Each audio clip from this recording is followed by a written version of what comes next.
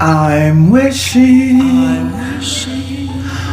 for the one I love to find me today.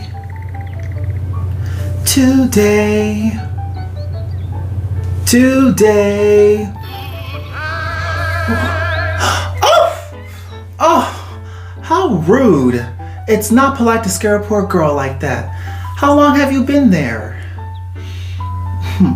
Well, I guess you can join me. After all, any friends of the dwarves are friends of mine. Oh, let's talk about a brave little princess named Snow White and how she overcame her fears and made lots of new friends. But before we get into that, please hit those like and subscribe buttons so we can always be together. Oh, before we begin, I'm a little parched, so before I tell this story, let me just get a little bit of gooseberry tea. Perfect. Okay, hi ho. This is Princess Pathologies, Snow White. Snow White and the Seven Dwarfs, or Snow White for short, is an animated Disney film originally released in 1937 and was based off of the tale by the Brothers Grimm. Snow White and the Seven Dwarfs was the first full-length animated film that was in color. It's a total of 83 minutes long and was the pioneer of film for the Disney princess movies that would follow after, such as Cinderella and Sleeping Beauty. The film was wildly successful, grossing $8 million in its first year, which equates to over $100 million in today's time. The film made more money than any other film that came before it. Not only did the film enable the studio to pay its $2.3 million debt off early on, they were also able to oversee an unprecedented merchandising campaign. Prior to the film's production and release, industry experts and other naysayers, including Walt's own wife, expressed how poorly they thought a movie like this would do, but boy did Walt prove them all wrong. Snow White is the story of a girl who survives the hatred and jealousy of her stepmother and is able to live her happily ever after with both the help of newfound friends and an act of true love. Though no Disney movie heroine comes without criticism, and that includes Walt's firstborn, Snow White. Let's take a look at some of the biggest criticisms and assess the validity of those criticisms while also having a little fun in the process. In January 2022, the Game of Thrones star Peter Dinklage said he was stunned to learn that Disney was doing a live-action remake of Snow White. Dinklage himself has a form of dwarfism, achondroplasia. His greatest concern with the remake is the portrayal of the dwarfs, stating that Disney is still making a backward story about seven dwarfs living in a cave together. Critics of the film say that Disney's version is an ableist tale and portrays the dwarfs as people with limited intelligence that are treated like children by Snow White. Ableism is a discrimination of and social prejudice against people with disabilities based on the belief that typical abilities are superior. At heart, ableism is rooted in the assumption that disabled people require fixing and that people are defined by their disability. In this context, it is implied that being a dwarf is a disability. Dwarfism is a recognized condition under the Americans with Disabilities Act. Many of these people often have challenges accessing gas pumps, using payphones, automobiles, and ATMs due to their height, stature, and limb length. It is also important to acknowledge that dwarfs are also Germanic, mythological, supernatural beings who are said to be master craftsmen that typically live within stones or caves. I personally separate the two. When I speak of a dwarf in the mythological sense, I do not conflate it with dwarfism. It's similar to how people with Williams syndrome are said to have an appearance reminiscent of elves, or how individuals with Donahue syndrome have an appearance reminiscent to leprechauns. While they all have their own iconic features in each appearance, we generally understand that dwarfs, leprechauns, and elves are in no way seen as an actual reflection or representation of real everyday people living with each associated condition. I personally have never thought that any of the Seven Dwarfs or any portrayal of dwarfs in media were a depiction of real human beings living with dwarfism. With that being said, let's address these complaints. For starters, I have to get this out of the way. They do not live in a cave. I'm not sure what movie he watched, but the film that we all know doesn't have them living in anything like that. The dwarves mine precious jewels and gems for a living, and maybe that's where Dinklage got the impression that they live in a cave? I don't really know. The dwarves lived in a relatively nice cottage with up-to-date amenities for the time period. While the dwarves do seem a bit primeval in the hygiene department, I'd actually like to argue that this may be a stereotype for men in general, rather than a stereotype of dwarves specifically. Men have always been seen and stereotyped as the gross ones of the sexes.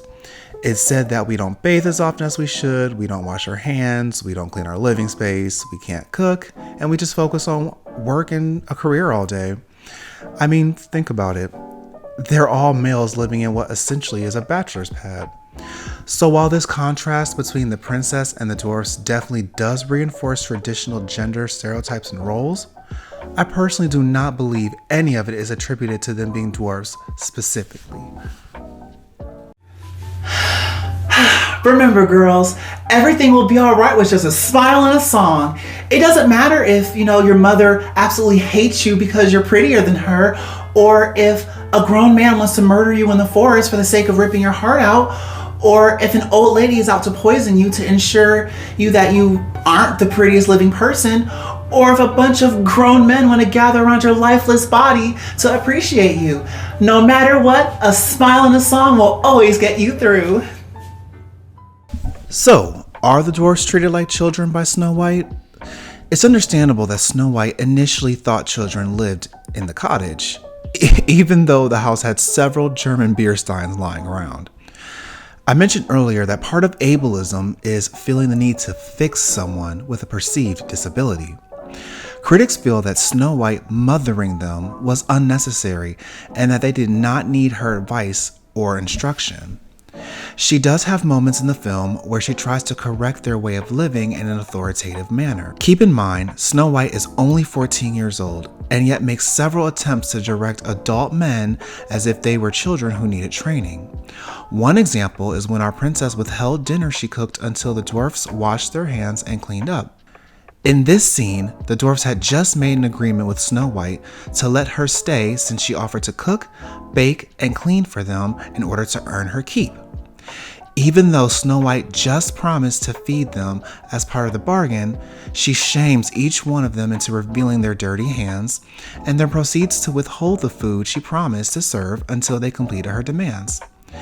In addition to imposing her practices onto them, she can also be seen telling them when to go to bed at night.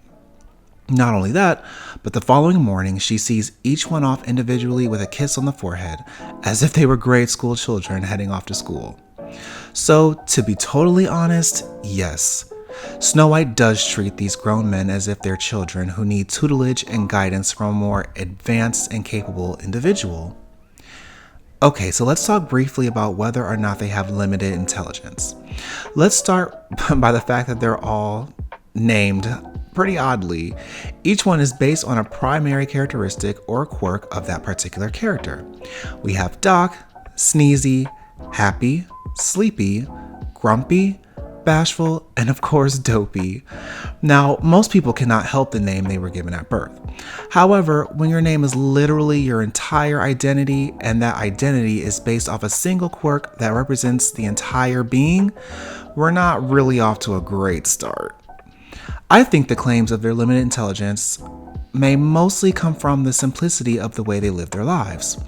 For example, they live alone in a forest and always stick together and can be likened to a tribal, fraternal type brotherhood. Because of this, it makes the dwarves feel more closed off from the other mortals of society. This alone does not prove limited intelligence. In fact, it's a stereotype that because someone isn't entirely part of a more modern society, then they must not be as intelligent. One could say that they aren't as skilled in colloquial speech as other people and do not recognize common parlance. An example of this is why Snow White finally comes face to face for the first time with the dwarfs and asks, "How do you do?" To which Grumpy replies, "How do you do what?" Obviously, Snow White was greeting them with a basic formality. Okay, so let's look at a line from their iconic song, Hi Ho. We dig up diamonds by the score, 1,000 rubies, sometimes more, but we don't know what we dig them for. Well, I don't know about you, but if I have a hobby that I do religiously, I will certainly have a reason for why I enjoy it. I mean, maybe they dig up precious gems because they love shiny things, or maybe because it makes them feel good, or maybe because it gives them a sense of satisfaction to collect. Heck, they could even say helps pay the bills. But for 7 different men to all not know why they work themselves to the bone every day, regardless of how compelling it is for them, does seem a bit dense, if you ask me. All in all, I personally do not believe the dwarfs are beings with low intelligence. I err more on the side of them just having a different culture and way of life. Yes, there are some questionable moments where they might seem a bit dense, and their actions and reactions may come off as quite comical, but overall, I would not say that they're doltish. For goodness sakes, what is so wrong about a 14-year-old girl who just ran away from home, rooming with 7 strange, unknown grown men? I mean, they're just little men. How threatening can short men be? I mean, it's okay. I know I have nothing to worry about. Although, Grumpy is strangely distrustful of women, and Sneezy might get me morbidly ill. Sleepy might accidentally wake up next to me, and Dopey is extremely unpredictable, but I know I have nothing to worry about. And have you seen how cute their house is? Everything will work out just fine. Just keep singing! Complaint about Snow White is that her only hobby seems to be traditionally housewife roles. Snow White is often criticized for just knowing how to cook, clean, and be hospitable. While that was definitely what Snow White spent a lot of her time doing, let's put this criticism into perspective. She grew up under a stepmother who used her as a personal maid. She was always made to do chores around the castle, so that is just what she knows best. I don't think her homemaking skills stem from misogynistic writers who wanted to depict the princess as a traditional archaic woman, but rather I see it as a result of an abusive stepmother who imposes her will onto Snow White. It also helps to highlight just how much the queen loathed Snow White. Not even 5 minutes into the film, in the Once Upon a Time prologue, it clearly states that Snow White was forced to work as a scullery maid and wear rags. Snow White used her housewife skills to earn her keep while she stayed in the dwarf's abode. Even though she's a princess, she never thought she was too good or above cleaning the dwarf's cottage. She never felt she was owed space or room and board because of her status. She pitched in by doing what was already natural to her, not because she's a woman or that it was her place, but because she felt it was the right thing to do. In real life, we earn our keep and make money by offering the skills and doing the things that we know how. This can be jobs and services like cleaning, cooking, carpentry, fixing things, mending, transportation, child rearing, or nanny, or running errands. Snow White just happens to be cleaning, which is realistic for her upbringing. I'd also like to add, many people, regardless of gender, are raised in a household where parents or guardians had their children do chores. I know I was. I had to wash dishes, sweep floors, scrub tiles, and I'm not a girl. While I understand how her chores and hobbies are reflective of stereotypical female roles assigned to girls and women, that aspect does not necessarily make Snow White problematic for girls in and of itself. I personally think everyone should have a humble upbringing. What do you guys mean? I have lots of hobbies that I love. Homemaking, cooking, cleaning, baking, flower picking, flower arranging, singing, dancing, running away from home, trespassing, black magic, stealing, breaking and entering, excuse me. Sorry about that. Anyway, no matter what you love, just make sure you whistle while you work. Let's talk about a more serious issue that critics have, and that's issues with consent. One of the more serious issues that are discussed when it comes to Snow White is her inability to provide consent and be kissed. Critics feel that a harmful message is sent that empowers males to initiate intimacy without first obtaining consent. Let's really look into that. My first thought on the matter is that the entire kingdom will lose their princess forever simply because no one can obtain permission to literally save her life. Don't get me wrong, I totally believe in consent, and anyone should always get permission or receive confirmation before initiating any kind of intimate act. The problem is that in this case, Snow White is literally unable to provide consent, nor will she ever be able to, since she is in an eternal comatose state. In the real world, I feel pretty confident saying that almost every person would not complain about being saved. Think of a lifeguard, or a nurse, a paramedic, or even an educated bystander. What happens when any of these people see someone near death or unresponsive? Well, they provide CPR, sometimes giving mouth to mouth, or any kind of life-saving methods to try to bring the person back to life. It doesn't make sense to leave someone in an eternal comatose state or a deathly state when they can be brought back. A dead person cannot give consent, nor can a comatose individual.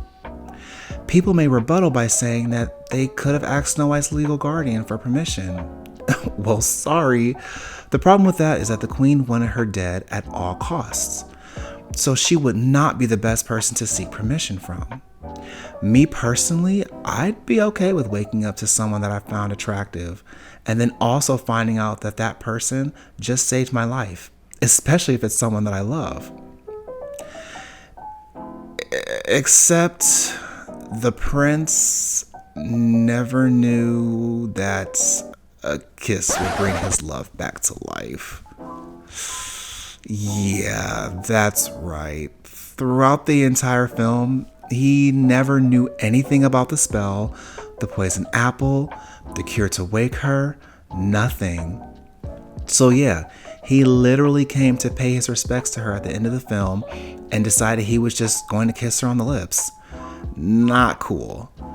Honestly, I was totally on the prince's side for decades until I recently watched the film again and realized that he wasn't there to save her at all and had no intention or knowledge whatsoever to do so.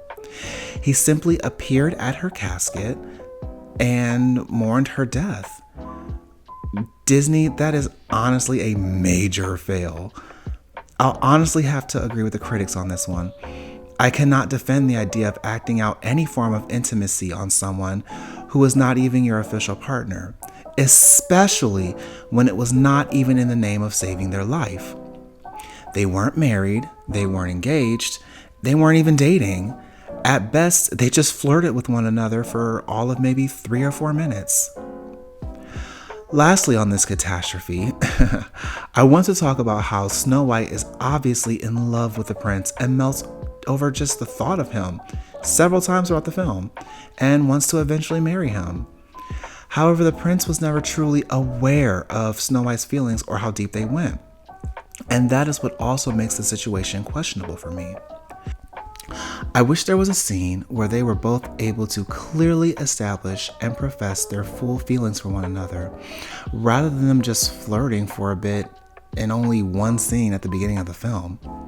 I think if they had a scene that fleshed out their romance and relationship, or even better, made their relationship official, the famous rescue kiss scene from the prince probably wouldn't be as big of an issue for some. I know it wouldn't be a huge issue for me.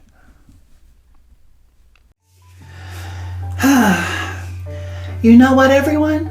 For some reason, I just don't have the best luck with apples. I don't know what it is. I love them so. Speaking of which, I haven't heard from that old lady who was trying to be an entrepreneur. And actually, I haven't heard from my stepmother either. Are they both okay? Well, regardless, I have an amazing husband whose magic lips always brings me back to life. He doesn't even have to ask. He just takes the kisses. Okay, so between me and you, sometimes I fake my death just so you can give me a kiss. Isn't it cute? But that's just between the two of us, okay? Don't tell him, please. The last issue we'll discuss is how the film quietly pushes the perception that whiteness, especially the light shades, is a prerequisite for beauty. It's no secret that the film and name of the protagonist is Snow White. It is also no secret that her name is entirely based on her physical appearance and race. Snow White is said in the film to have lips red as the rose, hair black as ebony, and skin white as snow. These features alone are not at all problematic, and there are people who do possess those traits and can absolutely be beautiful. The problem comes in that she is the fairest one of all peoples in the whole land. She is the most attractive of all because she's the lightest and whitest and brightest. Not only can this obviously be extremely problematic for children of color, but it can also be an issue for Caucasian girls who do not possess porcelain white, fair-toned skin. The movie constantly reminds us that Snow White's appearance is the epitome and pinnacle of beauty. We're shown that her particular image of whiteness reflects purity, chastity, femininity, beauty, softness, kindness, love, innocence, and virtuousness. Everyone else in the film is not as white as she is and is made out to be flawed in some way. Maybe with the exception of the prince, although I already explained how he's problematic. You may be thinking, how is Snow White's beauty any different from any other princess who is considered beautiful? And that's a fair question. The difference is that the other princess's beauty is not openly and exclusively tied directly to their race. For example, while Princess Belle's name literally means beautiful, her beauty isn't directly tied to her whiteness or her race. She's not considered the fairest and most beautiful because she's white or the whitest. Princess Ariel is a very pale-skinned female, but her skin tone is never centralized when it comes to her looks, nor is it ever mentioned in the film at all. I do have to agree with the critics that this aspect of Snow White is definitely problematic. It's not her fault. Snow White's honestly a sweet girl with a lot of charm. However, the writers dropped the ball in my opinion on this aspect. Anyone of any shade can be beautiful, and no matter how dark or how light you are on the spectrum, you're still beautiful.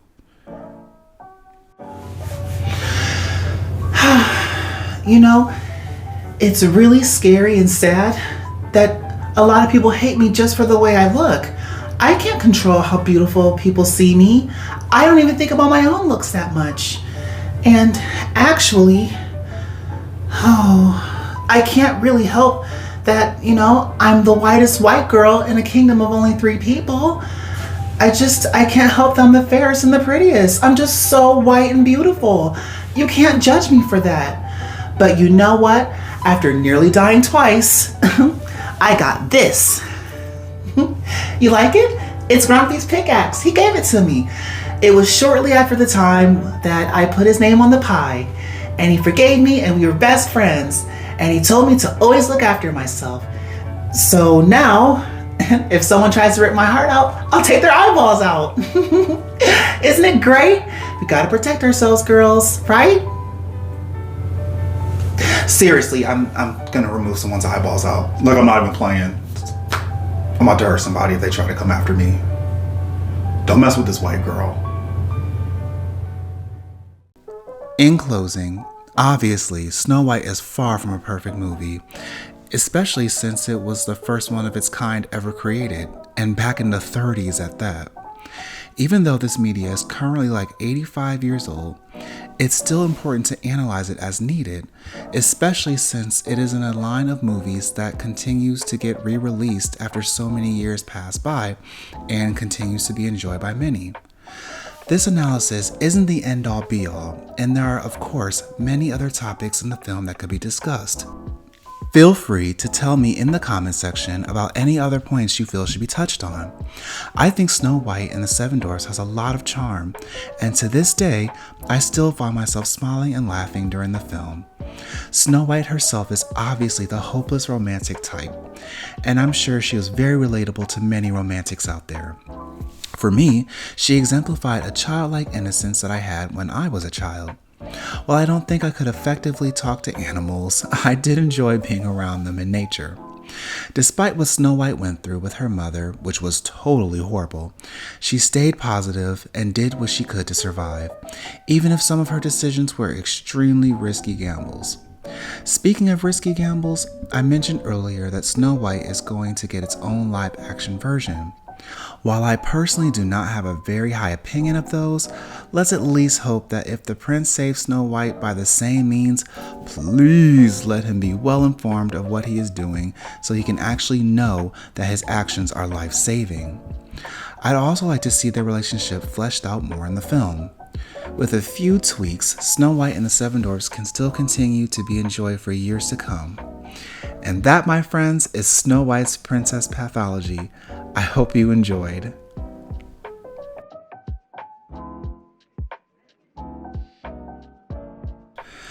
Thank you so much for watching.